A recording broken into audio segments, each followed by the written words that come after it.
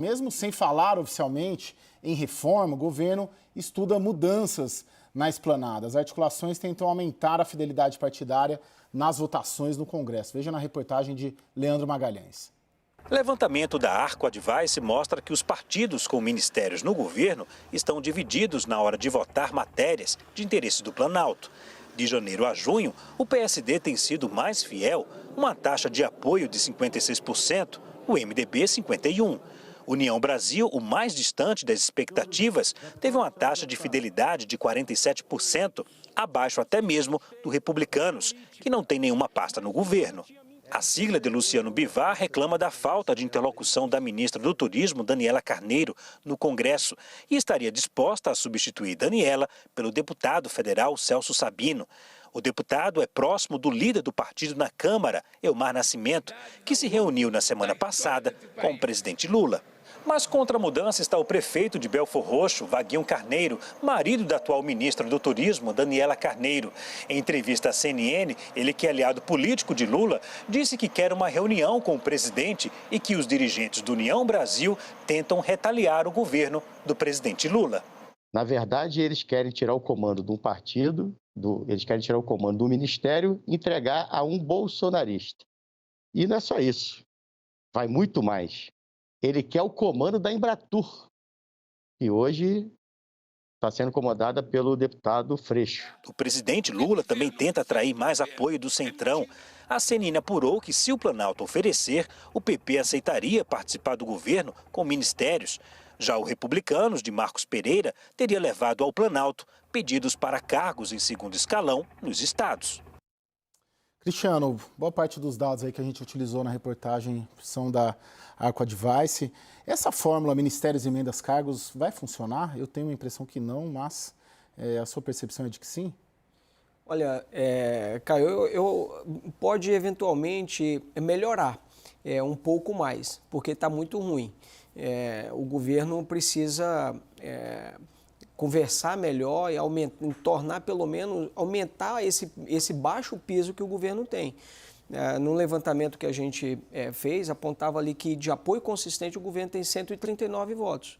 E quando você olha o apoio do União Brasil em 10 votações que o governo perdeu, o apoio do União Brasil é ainda menor do que quando você olha em todas as 46 votações que aconteceram no ano. Então, quando você olha só essas 10 votações que o governo perdeu, fez uma orientação e que, portanto, era matéria mais crítica para o governo, o apoio do União Brasil foi de apenas 30%. Então, da forma como está, o União Brasil não está entregando esses votos. Então, eles estão tirando eventualmente podem tirar uma ministra do União Brasil e colocar um outro do União Brasil também. Então, mas que dialoga melhor dentro do partido, que representa mais gente dentro do partido e, eventualmente, isso pode aumentar. Pode aumentar a presença do União Brasil, a entrega de votos e, eventualmente, até baixar um pouco a tensão junto a outros partidos do chamado Centrão, inclusive do próprio Lira. Não acredito que vai ficar uma coisa extremamente facilitada, que agora o governo vai ter mais de 257 votos, mas deve ajudar. Eduardo, você tem essa percepção de que uma mini-reforma, uma reforma, ampliar o espaço, mudar as peças, principalmente do União Brasil, pode resolver? Ou essa nova equação de Brasília, uma equação de um Congresso empoderado, hipertrofiado, é inevitável e o governo Lula 3 vai passar até o final com essas dificuldades no Congresso?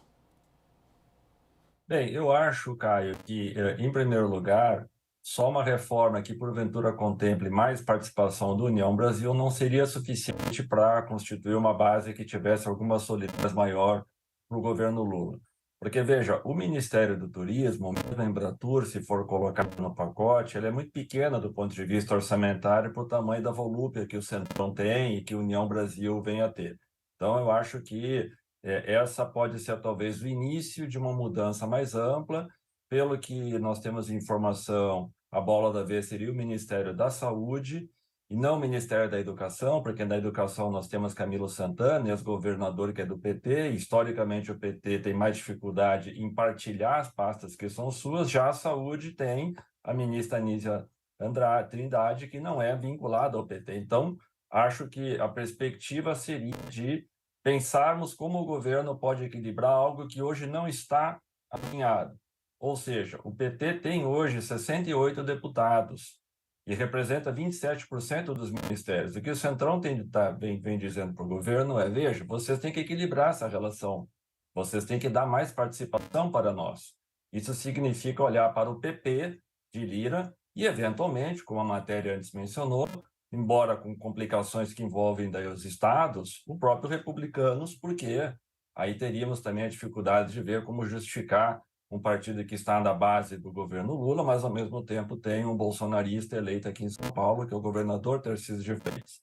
Então, acho que essa discussão da reforma ministerial, ela apenas começa e eu tenho a impressão que, para que o governo consiga estabilizar minimamente um potencial de votos que lhe dê segurança nas votações mais importantes, não apenas a questão do arcabouço fiscal, mas logo aí na frente da reforma tributária, para tomar um exemplo de uma pauta importante, o governo terá que fazer concessões maiores para ter mais votos nessa equação. E, nesse sentido, hoje a grande dificuldade reside na Câmara dos Deputados, porque Lira se tornou interlocutor que, ao mesmo tempo que concede a graça para o governo, quando necessário também lhe dá a desgraça. E, nesse sentido, Lira tem dado com todas as letras a indicação de que, para ser um fiador mais confiável, o governo deverá abrir espaço para os partidos do Centrão. Então, resumindo, eu tenho a impressão que só essa troca de ministérios que venha contemplar uma mudança naqueles que hoje estão sendo comandados pela União Brasil não me parece o suficiente. O que talvez possa amenizar um pouco é que os ministros hoje indicados pela União Brasil estão muito afiançados pelo senador Davi Alcolumbre e não necessariamente afiançados pela direção partidária. Talvez alguma concessão para a Câmara dos Deputados possa reduzir um pouco desse desgaste, mas acho que é insuficiente para o tamanho da necessidade que o governo tem no Congresso. O consenso aqui do Cristiano e do Eduardo é que melhora, mas não é suficiente. Você passa o dia apurando, conversando, circulando, Congresso Nacional, Palácio do Planalto. O que você ouve? Você tem essa percepção também de que só uma reforma aqui, troca as peças, vai melhorar ou não melhora nada? Qual que é a sua percepção a partir das conversas que você tem diariamente? Hoje eu estou mais pessimista, acho que não melhora em nada a troca da Daniela Carneiro, acho que é um movimento que para a bancada está muito explícito, que é uma briga mais localizada, é uma retomada daquela briga inicial do Luciano Bivar com o Vaguinho, que resultou na saída do Vaguinho do União Brasil, a ida dele para o Republicanos. Ele deixou isso claro na entrevista que concedeu hoje ao 360, apontando a artilharia para o Luciano Bivar e para o Antônio Rueda, e a bancada federal tem essa sensação. Ontem o Elmar Nascimento sinalizou para a gente também no 360 que a troca do comando do turismo não é resultado de unidade de voto no União Brasil, que eles vão continuar negociando votação a votação e vão votar com o governo somente aquilo que é de interesse da bancada. Então, por isso, acredito que não vai resolver. Ainda que traga o Celso Sabino, que é alguém do grupo do Lira, do qual o Elmar Nascimento fala que é um amigo, um dos maiores articuladores, não acho que vai resolver. Acho que a solução passa muito mais por ofertar um ministério, e aí eu não sei como o governo federal faria nesse momento, mais forte do que o turismo, sem desalojar comunicações, que está com Juscelino Filho, que é também um nome muito próximo do Elmar e do presidente da Câmara dos Deputados, por isso a gente nem ouve falar de trocar o ministro das Comunicações, a despeito ainda de todas as denúncias que recaem sobre ele, e acredito que algo pode começar a melhorar quando o PP colocar digital no governo. O PP quer, já está com o pé lá, mas já deu alerta para o Planalto. Tem que ser um ministério forte. Sabe, eu tenho a minha sensação de que só melhora se, de alguma maneira, voltar a emendas RP9, o controle orçamentário, né? Porque na minha cabeça eu tenho a conta de que dos 20 bi, 10 voltou para o governo, 10 ficaram para o Congresso e de que o governo teria, de alguma maneira, sinalizar que toparia alguma mudança, seja na LDO, seja na Comissão Mista de Orçamento, para tratar disso. Porque também não adianta você dar o ministério se o ministério não é pagador de emenda. Não adianta você dar a saúde se você tem que dividir com o PT. Você tem isso. A questão é financeira, né? Não é ter emenda, é ter o controle sobre a destinação de emenda. Caio, eu sinto que o problema é maior, é mais estrutural, porque os parlamentares querem mais espaço no governo, isso é um ponto. Os parlamentares, eles querem mais emendas. Os parlamentares, eles querem que quando o governo encaminhe ou tome uma decisão de uma medida relevante, como foi o caso do saneamento, que o Congresso também seja consultado. A forma como o governo encaminha propostas para o Legislativo também tem que ser consultado. Olha o tanto de medida provisória, como foi o caso que nem foi votada, que o Congresso Nacional deixou perder, deixou caducar. A MP do CARF é uma delas. O Congresso dizia, eu quero isso por projeto de lei. E o governo teve que deixar, a medida provisória perdeu validade e teve que encaminhar. Acordos que não são cumpridos, são feitos por um ministério, mas não é cumprido. E quando você olha os responsáveis, e eu já falei algumas vezes isso aqui, mas quando você olha com quem está a articulação do governo? Excessivamente na mão do PT. Quando você olha, o ministro da articulação política é do PT, o ministro da Casa Civil é do PT, o líder do governo na Câmara é do PT, o líder do governo no Senado é do PT. E o Randolph está quase com o pé lá, também no PT. Então, enfim, mas acontece que os 5 cargos da articulação política, com o Randolph ainda ali que não sabe, mas estão todos na mão do PT. Então, eu entendo que precisaria haver uma oxigenação para você ter alguém da articulação política também negociando isso com os outros partidos, sejam os da base ou sejam esses do Centrão. E eles não estão, eles são completamente alijados do processo. E outra crítica que se faz é que alguns ministros, como é o caso do Rui Costa, ele é um ministro... Veja o que ele falou sobre Brasília. Brasília faz mal ao país. Então, tem alguns que avaliam o seguinte, o ministro... Pediu perdão depois. O ministro, ele não pode... ele não estava acostumado a ter chefe, ele fazia o que queria. E agora tudo tem que ser conversado, tem que ser combinado, as entregas têm que ser feitas. Você não pode sair anunciando programas, como teve um ministro que anunciou um programa num estado de R$1 bilhão. Isso causou uma crise no governo interna que eles tiveram que resolver. Isso é anúncio para presidente da República. Então, tem muita coisa errada que precisa ser resolvida, entendeu? Agora, o que me incomoda um pouco, se a gente pegar no governo Lula 1, Lula 2, tinha ministros, de fato, que não eram petistas. De cabeça aqui, eu lembrei do Aldo, que foi ministro da Articulação Política, o Zé Múcio e o Valfrido Marisguia. Eu fico com a sensação que a gente também não tem amador ali. O Alexandre Padilha não é amador, o Jacques Wagner não é amador, Zé Guimarães não é amador. E o presidente da República, muito menos, né? Um sobrevivente, voltando numa vitória eleitoral depois de 580 dias preso. Né? O Eduardo, o PT não consegue fazer essa leitura toda de tudo que a gente está falando aqui? Qual que é a dificuldade de compreender essa equação toda, de tomar essas providências? São pessoas que não começaram ontem, né, na política. Sim, são todos quadros partidários muito experientes que vieram de governos do Estado ou vieram já de outros postos no Legislativo e, portanto, conhecedores de como funciona a máquina pública, em especial Brasília. Mas acho que eu agregaria, além dos comentários já feitos, 2 outros aspectos que são importantes. O primeiro deles é que Lula está tentando aplicar fórmulas velhas numa realidade nova. Ele não detém mais hoje os mesmos instrumentos de poder que ele tinha 20 anos atrás. Quando nós passamos a ter, desde 2015, as emendas de deputado individuais impositivas, desde 2019, as emendas de bancada impositivas, e o orçamento secreto liberado pelo governo Bolsonaro, isso tudo empoderou o Congresso de uma maneira muito mais substantiva. O segundo aspecto é que esse Congresso ele é muito mais conservador do ponto de vista ideológico do que era aquele há 20 anos atrás, e a sociedade o apoia. E, portanto, nós temos componentes hoje que fazem o legislativo ocupar uma relação de poder com o executivo que é muito mais ampla do que era até então.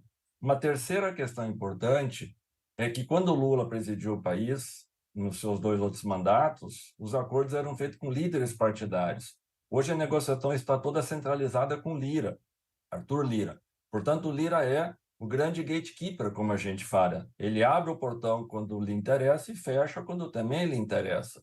Então, essa leitura eu acho que o governo demorou um pouco para fazer, e eu tenho a impressão que agora ela está clara, justamente porque o governo aceita e já compreendeu a necessidade de fazer uma reforma ministerial, justamente para evitar essa bateção de cabeça que o nosso colega há pouco mencionou e que eu quero, portanto, só ratificar, para que isso possa significar uma recomposição da relação com o Congresso que contemple na negociação política outros partidos que não apenas o PT. E, portanto, o resultado talvez possa ser, para aqueles que são mais identificados à esquerda com o governo, ter que aceitar que esse vai ser um governo mais conservador do ponto de vista da sua agenda programática, mas, ao mesmo tempo, isso talvez seja necessário para garantir a governabilidade e fazer um cálculo daquilo que é prioritário de ser aprovado e possível de ser levado adiante nesse contexto, diante dessas restrições estruturais que eu mencionei e desse cenário de composição de um Congresso hoje muito mais conservador, sobretudo na Câmara dos Deputados. Tainá, você vê diante desse cenário na Câmara, o governo se apegando muito ao Senado e, por que não dizer, ao Supremo Tribunal Federal também, para conseguir levar adiante sua agenda? Vejo, deixa eu só fazer um adendo que eu interrompi, falei não sei, dei uma risadinha, porque eu estou vendo o Randolph muito alinhado com o MDB e recentemente numa conversa do presidente Lula, você deve ter ouvido também com o Renan e com o Braga, e na presença do Randolph, o Lula teria avalizado, né, a ida do Randolph para outro partido na frente do MDB. Sim. Então, acredito que tem um flerte aí a caminho. Não sei se vai resolver, porque no MDB na Câmara é outra história, muito mais alinhado ao Arthur Lira, né? Eu vejo o governo nesse movimento, acho que mais com o judiciário, né, compondo mais ali, recompondo essa relação com o judiciário, claro, trabalhando num ambiente mais confortável no Senado, mas ainda assim gastando e necessariamente gastando muita energia com a Câmara dos Deputados. De fora, o olhar que eu tenho nesse momento, né, vocês falavam agora das emendas, né, do orçamento secreto, e eu ouvi de um ministro do governo Lula, um ministro que não é alinhado do Lira, tá, que é muito mais alinhado ali centro-esquerda, dizendo que o governo vai ter que pensar uma forma uma outra forma para substituir o orçamento secreto. Um ministro admitindo isso. E o que eu estou vendo é a Câmara dos Deputados pressionando e acuando cada vez mais o governo, pressionando o governo contra a parede e o governo oferecendo tudo que tem. Tá?